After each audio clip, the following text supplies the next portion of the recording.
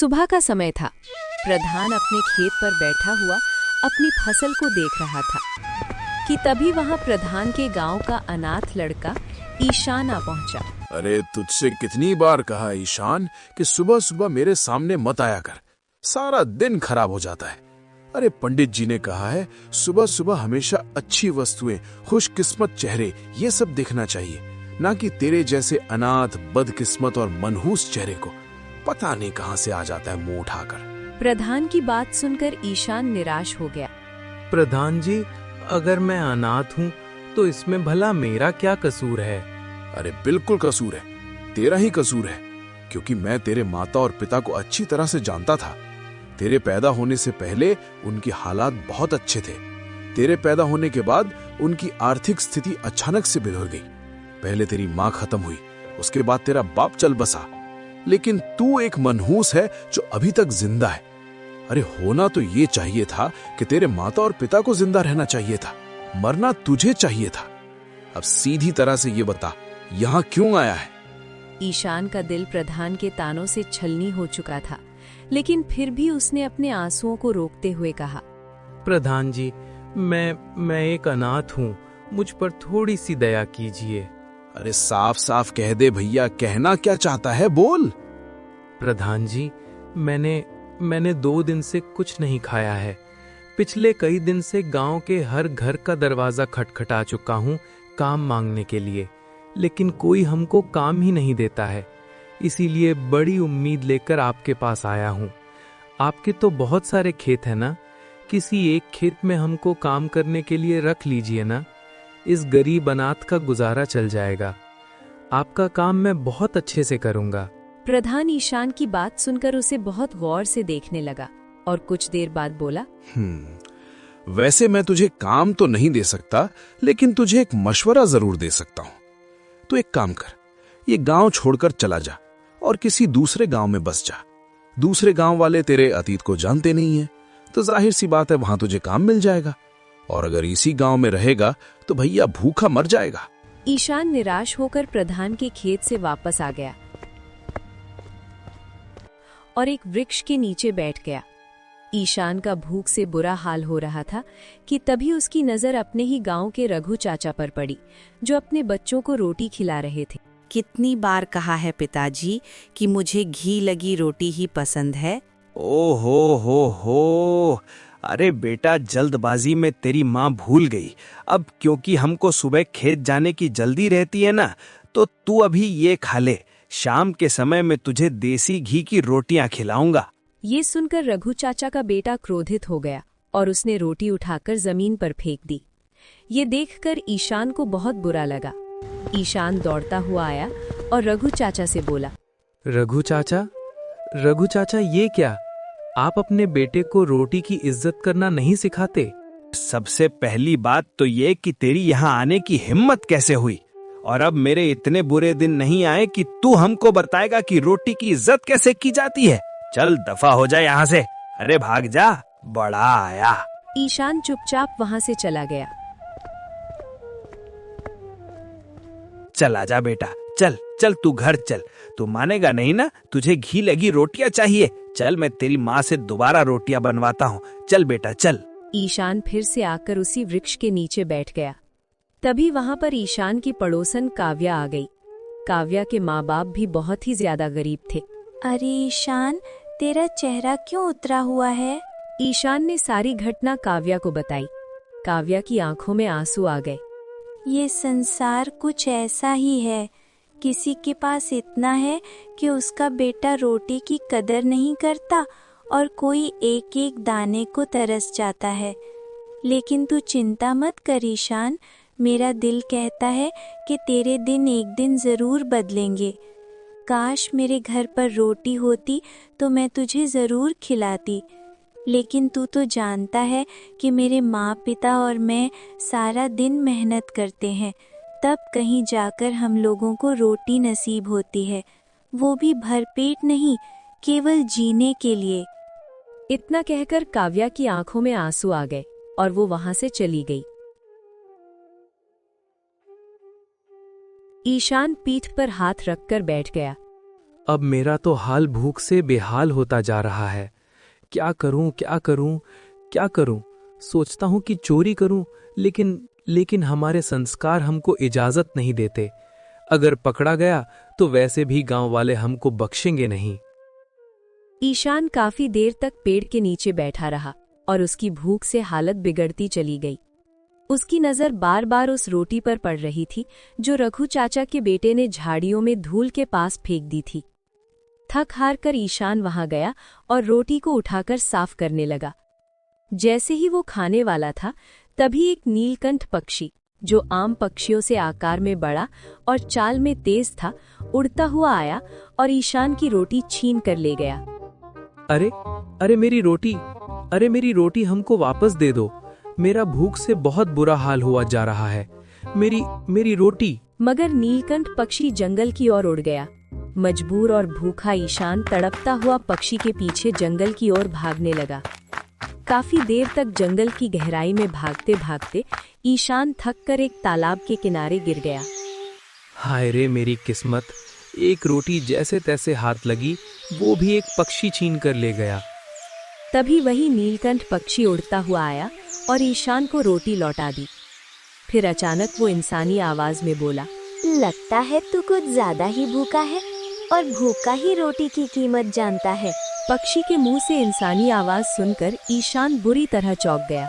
अरे तुम तो पक्षी हो, तुम मनुष्य की भाषा में कैसे बात कर सकते हो? हर बात का रहस्य होता है। ये भी एक रहस्य है कि मैं मनुष्य की भाषा में कैसे बात कर सकता हूँ, लेकिन हर रहस्य एक न एक दिन खुलता भी है। ये रहस्य भी एक दिन जरूर खुलेगा। पहले तो रोटी खाकर अपने पेट की आग बुझा। ईशान तुरंत रोटी खा लेता है और तालाब का ठंडा पानी पीकर उसे बहुत सुकून मिलता है। लगता है तू काफी दिनों से भूखा था। हाँ, मैं एक अनाथ हूँ। गांव में सब जगह काम मांगा, लेकिन किसी ने काम ही नहीं दिया। ये सुनकर नीलकंठ पक्षी चौंक गया। क्यों, क्या तुम्हारे गांव में काम नहीं? अरे काम तो बहुत है, लेकिन मेरे गांव वालों की सोच बहुत बुरी है। दरअसल क्या है कि मैं एक अनाथ हूँ और उन्हें ऐसा लगता है कि अनाथ मनहूस होता है। मेरे गांव वाले अक्सर मुझे ताना मारते हैं कि मैंने अपनी मनहूसियत के कारण अपने माँ बाप को खो दिया। ये सुनकर नीलकंठ पक्षी हंसने लगा। कोई बात नहीं, समय उन्हें सब सिखा देगा। अगर तू चाहता है कि तू भूखा ना रहे तो तुझे एक काम करना होगा। कौन सा काम? क्या तूने ठाकुर बलदेव सिंह की हवेली देखी है? ये सुनकर ईशान चौंक गया। ठाकुर बलदेव सिंह की हवेली तो वर्षों से वीरान पड़ी हुई है। कहते हैं कि बरसों पहले ठाकुर बलदेव सिंह अपनी पत्नी के साथ किसी रिश्तेदार की शादी में गया था और फिर आज तक कभी वापस नहीं आया। मैं तुझे केवल ये बताना चाहती हूँ कि ठाकुर बलदेव सिंह की हवेली के पीछे एक मंदिर है जो वर्षों से बंद पड़ा हुआ है। मैं चाहती हूँ कि तू इस मंदिर को खोले। मंदिर का बंद रहना शुभ नहीं है। ये लो, अजीब बकवास कर रहे हो तुम। अरे मंदिर को भला मैं क्यों खोलूं? गांव वालों को नहीं पता क्या? और वैसे भी मुझे काम की जरूरत है, मुझे पुजारी नहीं बनना। जो मैं कहता हूँ उसे करके तो देख, तुझे रोज रोज भूखा नहीं रहना पड़ेगा। ईशान गहरी सोच में डूब गया और कुछ देर बाद बोला, ठीक है, चलो मुझे मंजूर है। मैं कल ही उस मंदिर को खोलकर साफ सफाई कर दूंगा। और मैं तेरे साथ ही रहूंगा। अब देखो, मुझे तो कोई ऐतराज नहीं है, लेकिन किसी दूसरे के सामने मनुष्य की आवाज में बोलने की गलती बिल्कुल मत करना। हर कोई मेरी तरह नहीं होता है। हाँ, लोग तुम्हारे मुंह से इंसानी आवाज सुनेंगे तो डर जाएंगे और तुम्हें नुकसान पहुंचाने में कोई कसर न छोड़ेंगे। हो सकता है कि वो तुमको मार भी दें, समझ गए? इतना कहकर ईशान अपने घर की ओर चल पड़ा और नीलकंठ पक्षी उसके कंधे पर बैठ गया।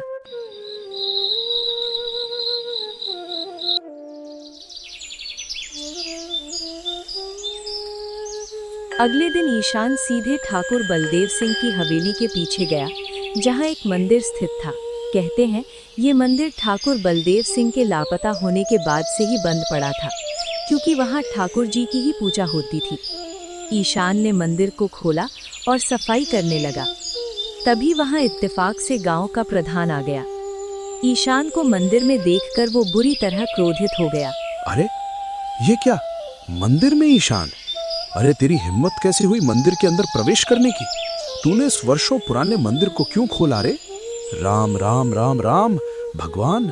प्रधान जी, मंदिर का बंद रहना अशुभ होता है, इसलिए खोला। प्रधान गहरी सोच में डूब गया। अरे बात तो तूने पते की कही है, लेकिन अब जब तूने मंदिर खोल ही दिया है तो गांव के प्रधान होने के नाते जिम्मेदारी मेरी बनती है कि मैं यहाँ किसी पुजारी को नियुक्त करूं। और हाँ, मंदिर की साफ सफाई की जिम्मेदारी भी मेरी है। चलो ठीक है, मैं गांव के कुछ लोगों को बुलाकर इसकी सफाई करवाता हूँ और कल से ही इस मंदिर में पूजा अर्चना और आरती का प्रारंभ किया जाएगा। और अब से तुझे मंदिर में घुसने की कोई जरूरत नहीं है। ईशान गुस्से से मंदिर से कुछ दूर चला गया।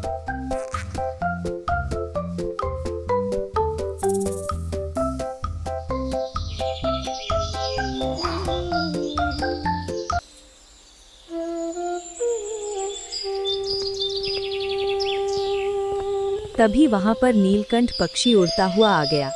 अरे क्या बात है, कल तो तुम्हारे चेहरे पर भूख नजर आ रही थी, लेकिन आज तुम्हारे चेहरे पर क्रोध आ रहा है। अरे केवल तुम्हारी वजह से ही क्रोध नजर आ रहा है मेरे चेहरे पर। तुम्हारे कहने पर मैंने मंदिर खोला, साफ सफाई की और तभी रामपुर के प्रधान जी मुझे बुरा भला कहकर धक्के मारकर भगाया है और कहते हैं कि पुजारी भी वही नियुक्त करेंगे और मंदिर की साफ सफाई भी वही करवाएंगे। और मैं तो मंदिर में भी नहीं आ सकता, ऐसा बोला। तो इसमें बुरा मानने की क्या बात है, भगवान तो मन में बसते हैं। ओहो, तुम्हारी बातें तो मेरे समझ से बाहर हैं। अगर भगवान मन में बसते हैं तो मंदिर क्यों खुलवाया, बताओ। कभी कभी हमें कोई बात बहुत बाद में समझ आती है, इसका मतलब ये है कि वो बात समझने का अभी हमारे लिए समय नहीं है।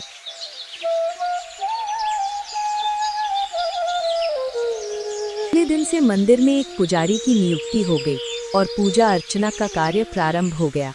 शाम तक मंदिर में सारे गांव के लोगों की भीड़ लग गई। ईशान दूर बैठा मंदिर और वहां की भीड़ को देख रहा था। हाँ, देखो तो बड़ा ही विचित्र है ये संसार। कल तक लोग इस मंदिर के सामने से गुजर जाते थे और किसी को होश नहीं था कि ये मंदिर बरसों से बंद पड़ा है। मैंने मंदिर का दरवाजा खोलकर उसे साफ करने का प्रयास किया तो मुझे ही धक्के देकर बाहर निकाल दिया गया।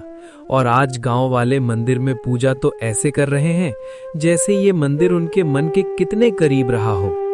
क्या कहें, हैं? तभी ईशान की नजर एक भिखारी पर पड़ी जो मंदिर की सीढ़ियों पर बैठा था। ये तो बड़ी विचित्र बात है। इस भिखारी को तो मैंने कभी भी अपने गांव में नहीं देखा और ये गांव का है भी नहीं। अब ये अचानक से कहां से आ गया? भिखारी सबसे भीख मांग रहा था, लेकिन कोई भी उसे भीख नहीं दे रहा था। कुछ देर बाद ईशान अपने घर चला गया। तभी वहां पर नीलकंठ पक्षी आ गया। मुझे तो अब भूख लगी है। सब्र करो, क्या तुमने मंदिर के बाहर सीढ़ियों पर उस भिखारी को नहीं देखा? हाँ, देखा है। और वो भिखारी है कौन, कहां से आया? कुछ समय बाद पता लग जाएगा। बस यूं समझ लो कि अब तुम भूखे नहीं रहोगे। ईशान चुप हो गया। अगले दिन ईशान सोकर उठा ही था कि तभी उसके कानों में उसी भिखारी की आवाज टकराई। एक रोटी दे दो, एक रोटी दे दो, देने वाले का भला होगा। मुझे वो रोटी चाहिए जो तुम्हारे लिए बेकार है। ये सुनकर ईशान चौंक कर सीधे मंदिर की सीढ़ियों पर जाकर उस भिखारी के पास पहुंचा। ए बाबा, कौन हो तुम? मतलब भीख मांगते तो कई लोगों को देखा, लेकिन तुम्हारा भीख मांगने का अंदाज तो बड़ा ही विचित्र है। तुम वो रोटी क्यों मांग रहे हो जो लोगों के लिए बेकार होती है, मतलब जो लोग फेंक देते हैं? क्योंकि मैं रोटी की कीमत जानता हूँ। भिखारी गांव के घरों के दरवाजों पर जाकर रोटी मांगने लगा। कुछ देर बाद वो प्रधान के दरवाजे पर पहुंचा। प्रधान ने दरवाजा खोला। लगता है तो किसी दूसरे गांव का भिखारी है। एक रोटी दे दो, भगवान तुम्हारा भला करेगा। हाँ हाँ, ये ले, ताजी रोटी ले ले। नहीं नहीं, मुझे वो रोटी दो जो तुम्हारे किसी काम की नहीं। अरे लगता है कि तू पागल वागल है क्या? मैं तुझे ताजी रोटी दे रहा था, लेकिन शायद तेरी किस्मत में बासी रोटी ही लिखी है। अजी सुनती हो, जाकर वो कल की सूखी रोटी ले आओ जो तुम फेंकने वाली थी, वही चाहिए इसको।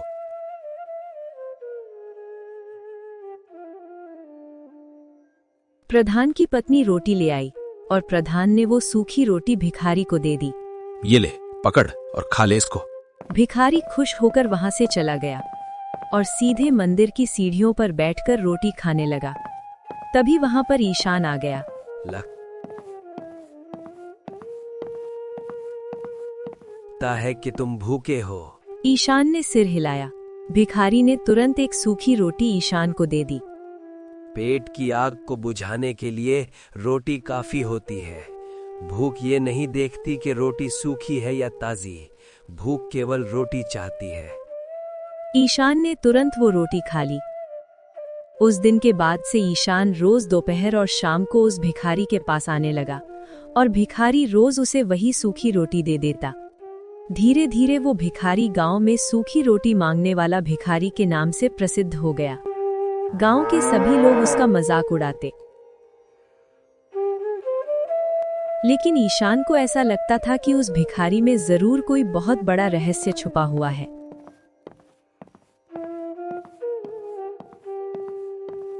समय ऐसे ही बीतने लगा और एक दिन ईशान ने उस भिखारी से कहा,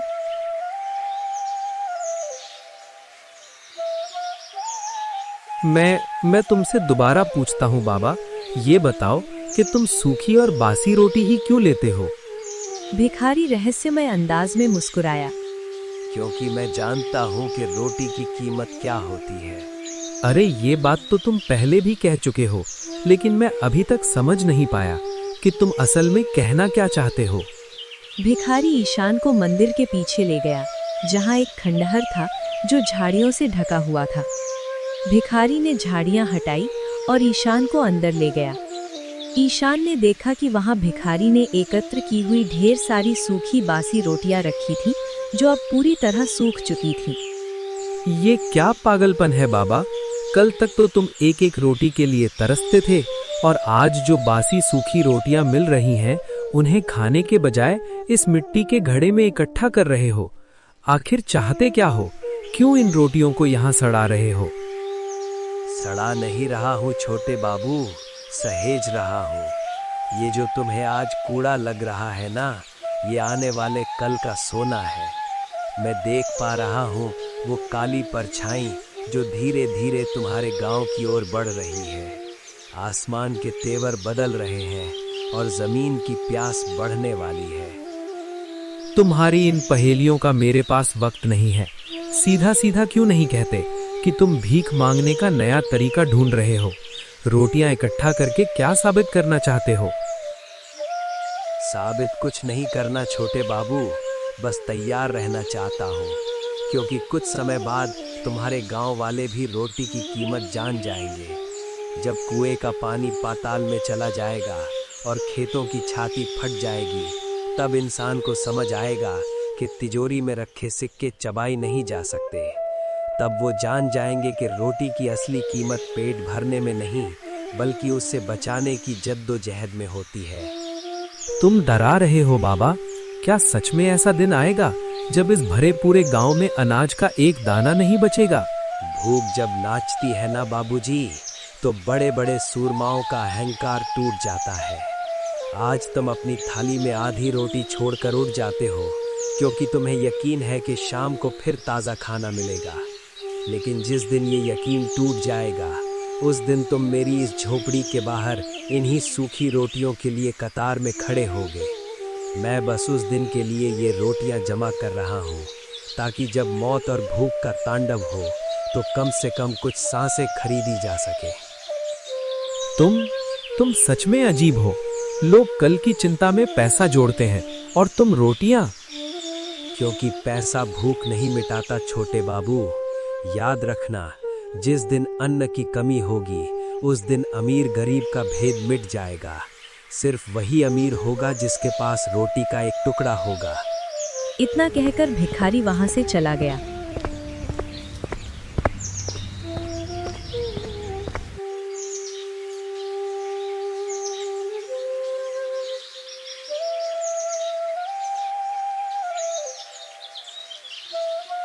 कुछ समय बाद ईशान के गांव रामपुर में भयंकर सूखा पड़ गया। सूखा इतना भयानक था कि गांव के सारे खेत बंजर हो गए। और तालाब सूख गए। चारों ओर भूखमरी फैल गई। प्रधान मुंह लटकाए एक सूखे वृक्ष के नीचे बैठा था। तभी वहां रघु चाचा आ पहुंचे। अरे प्रधान, तुम तो गांव के प्रधान हो, कुछ तो करो। गांव में लोग भूख से तड़प रहे हैं। अरे मैं क्या कर सकता हूँ? गांव की धरती बंजर हो चुकी है। ऐसा लगता है जैसे उसने अन्न उगाना ही छोड़ दिया है। यहाँ तक कि गांव के सारे तालाब भी सूख चुके हैं। कुछ तालाब जंगल में बचे हैं, लेकिन वो बहुत दूर हैं। हम चाह कर भी वहां से पानी गांव तक नहीं ला सकते। अरे प्रधान, मेरे परिवार ने 2 दिन से कुछ भी नहीं खाया है। सारा अनाज खत्म हो गया है, क्या करूं? अरे रघु, तुम अपनी बात कर रहे हो? मेरा परिवार स्वयं 3 दिन से भूखा है, जबकि मैं गांव का प्रधान हूँ। और तो और मैं गांव के ऐसे कई परिवारों को जानता हूँ जो भूख से मरने की कगार पर हैं। तभी उन सभी के कानों में एक आवाज गूंजी।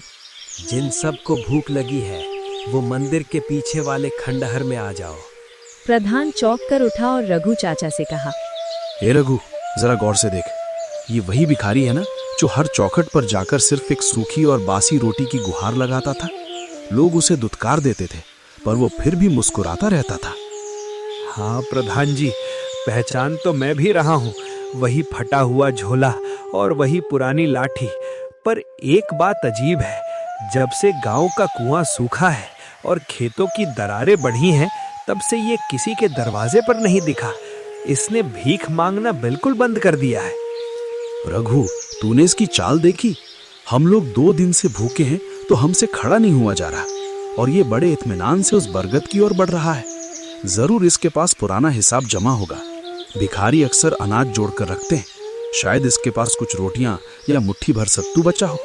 पर प्रधान जी, वो तो खुद दाने दाने को तरसता था। इस अकाल में उसके पास क्या खाक बचा होगा? और अगर बचा भी होगा तो क्या वो हमें देगा? हम ही ने तो उसे कई बार खाली हाथ लौटाया है। अरे रघु, भूख, शर्म और पुरानी बातें सब भुला देती है। इस वक्त मेरा पेट आग की भट्टी की तरह जल रहा है।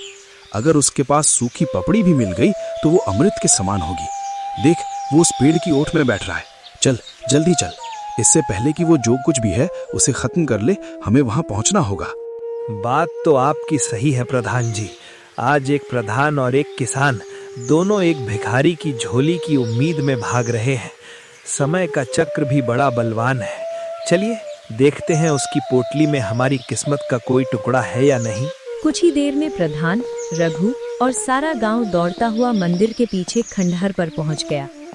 भिखारी ने तुरंत झाड़ियां हटाई और गांव के प्रधान की ओर वो देखो, अंदर रोटी का ढेर है, जाओ। प्रधान जैसे ही अंदर गया, क्रोधित होकर बाहर आया। अरे ये क्या है भिखारी? ये रोटियां तो पत्थर जैसी सख्त हो चुकी हैं, और ये तो वही रोटियां हैं जो तूने महीनों पहले हमसे भीख में मांगी थी। किसी पर फफूंद लगी है तो कोई बिल्कुल काली पड़ चुकी है। तू ये रोटियां हमें खिलाना चाहता है? तू हमारा अपमान कर रहा है या हमारी मजबूरी का मजाक उड़ा रहा है? प्रधान जी सही कह रहे हैं। ये बासी और सूखी रोटियां तो जानवर भी न सूंघे।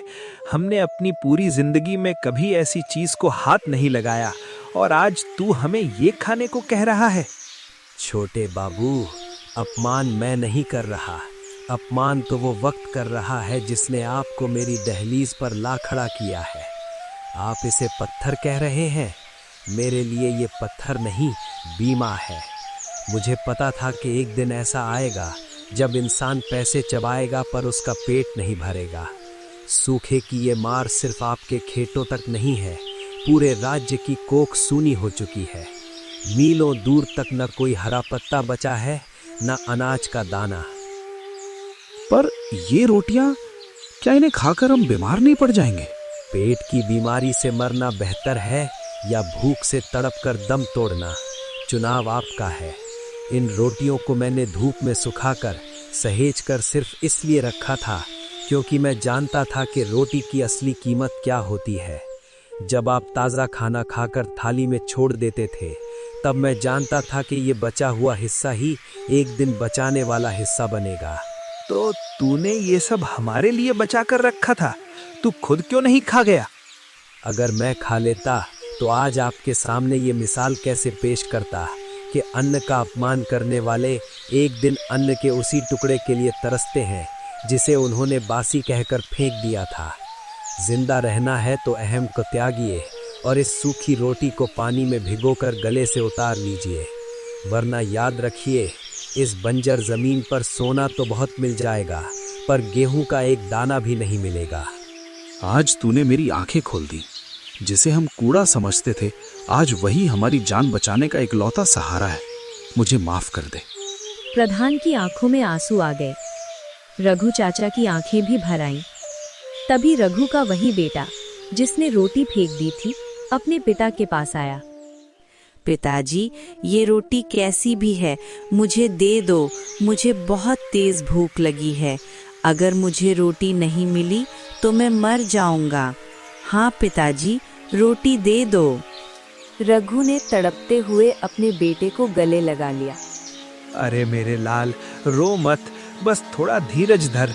देख, खाना मिल गया है, अब और सिसकियां मत भर। तेरी ये हालत मुझसे देखी नहीं जाती। प्रधान जी, अब लाज शर्म का वक्त निकल चुका है। मेरा बच्चा भूख से बेदम हो रहा है। हम तैयार हैं, हम ये सूखी रोटियां खाने को तैयार हैं। पेट की ये आग इतनी जालिम है कि अब न स्वाद की परवाह है, न साफ सफाई की। बस किसी तरह से मेरे बच्चे के पेट में एक निवाला चला जाए। हाँ रघु, तुम सही कह रहे हो। मैं भी तैयार हूँ। मेरा अहंकार, मेरी पद, मेरी हैसियत सब इस भूख के आगे राख हो गए हैं। जिस भिखारी को मैं कल तक अपने दरवाजे की धूल समझता था, आज उसी के हाथ का बचा कुचा खाना मेरे लिए जीवन दान बन गया है। भिखारी भाई, दे दे हमें वो रोटियां। हमें वो पत्थर जैसे टुकड़े भी मंजूर हैं। घबराइए मत छोटे बाबू, अन्न कभी छोटा या बड़ा नहीं होता। ये रोटियां शायद स्वाद में कड़वी लगे, शायद इन्हें चबाना आपके लिए मुश्किल हो, पर यकीन मानिए, ये आपको कल का सूरज देखने की हिम्मत देंगी। लो बेटा, इसे पानी के एक घोंट के साथ धीरे धीरे गले से उतारो। प्रधान जी, देखिए, इंसान की नियति भी कैसी है। जो अन्न हमने कभी इसे दया भाव से दिया था, आज वही अन्न ये हमें उपकार भाव से लौटा रहा है। आज समझ आया कि रोटी का हर दाना अपनी एक कहानी लिखता है। आज मुझे प्रधान होने पर नहीं, बल्कि एक इंसान होने पर शर्म आ रही है। अगर हम पहले ही अन्न की कीमत समझ जाते और इन सूखे तालाबों की फिक्र करते, तो आज एक भिखारी की बचत पर हमारी सांसें टिकी ना होती। भिखारी भाई, आज तूने सिर्फ हमारा पेट नहीं भरा, हमारी सोई हुई रूह को भी जगा दिया है। अब जो बचा है उसे बांट कर खा लीजिए। रात लंबी है और सफर अभी बाकी है। जब तक शरीर में जान रहेगी, तभी तक लड़ने की उम्मीद भी रहेगी।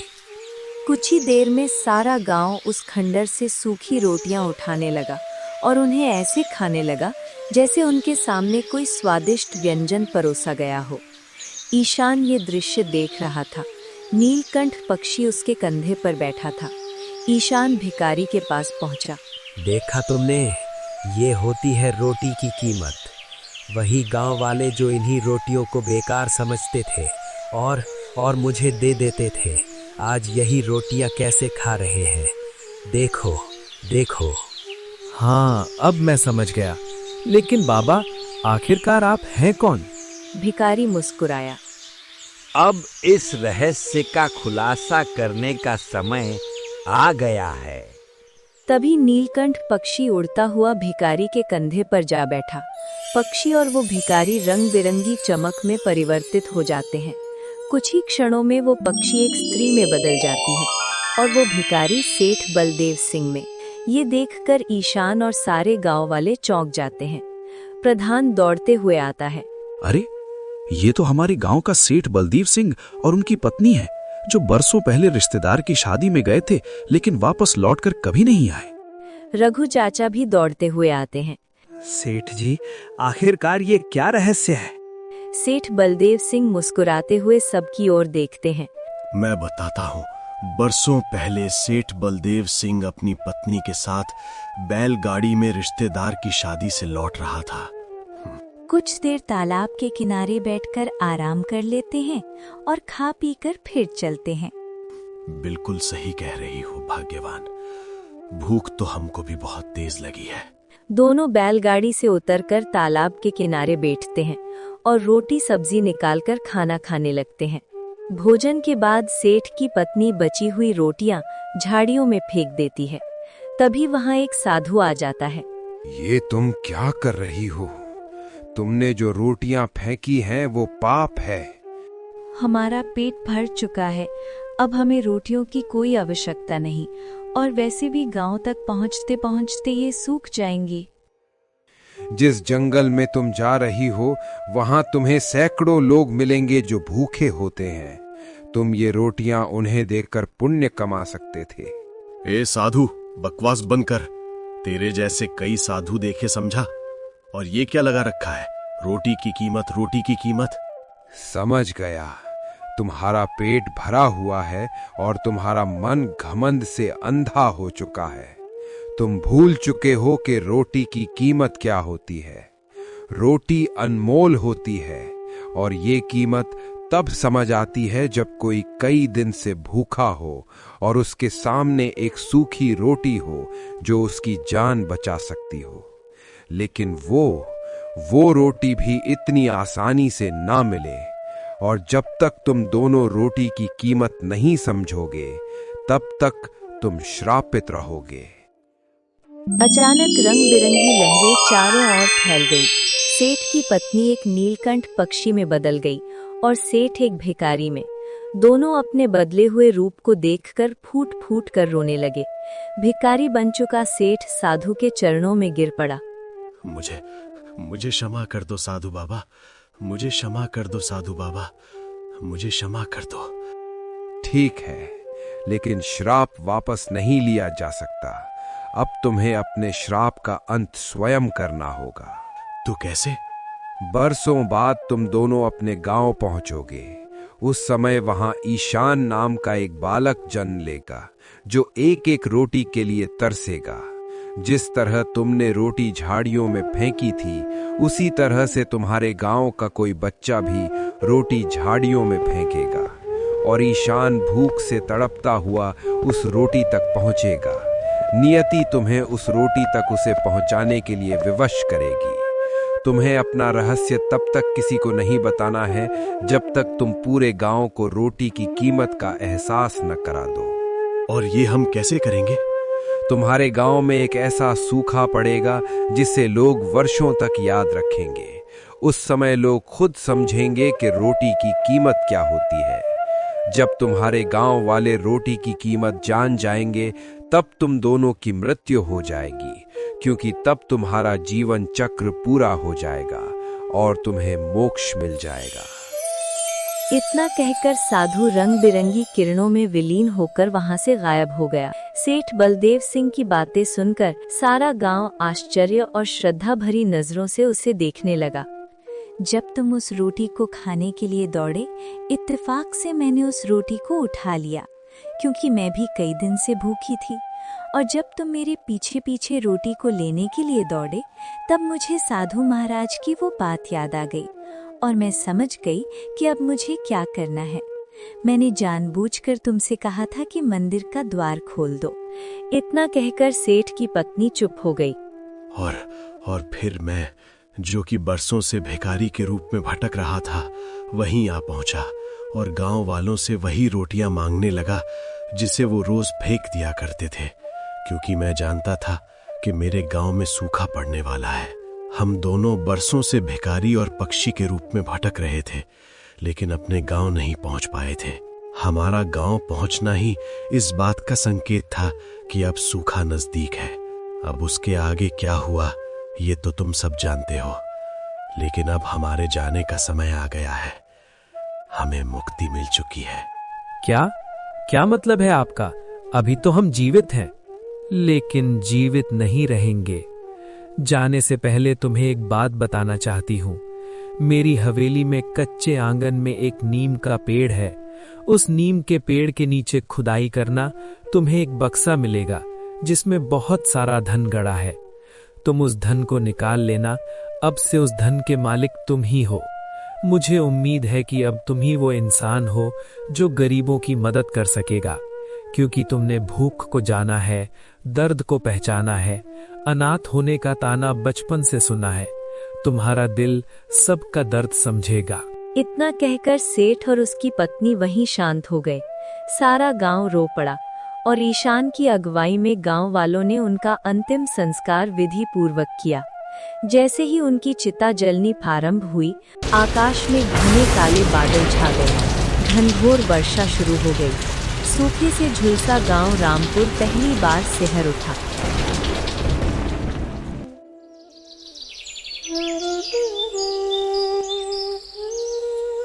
अगले दिन ईशान सेठ बलदेव सिंह की हवेली पहुंचा, जो अब एक खंडर बन चुकी थी। वो सीधा उस नीम के पेड़ के पास गया और वहां खुदाई शुरू की। कुछ ही देर में उसे एक भारी लोहे का संदूक मिला। जब उसने उसे खोला तो उसमें ढेरों सोने के सिक्के थे। उस दिन के बाद से ईशान गांव का सबसे धनवान व्यक्ति बन गया, लेकिन उसने धन को अपने लिए नहीं, गांव वालों के लिए खर्च किया। जो गांव वाले उसे ताने मारते थे, अब उसका सम्मान करने लगे थे। तू तो भगवान का दूत निकला। अनाथ नहीं, हमारा पालनहार है। सबसे बड़ी बात ये हुई कि अब गांव रामपुर का एक एक बच्चा, एक एक बूढ़ा और हर घर रोटी की कीमत जान चुका था।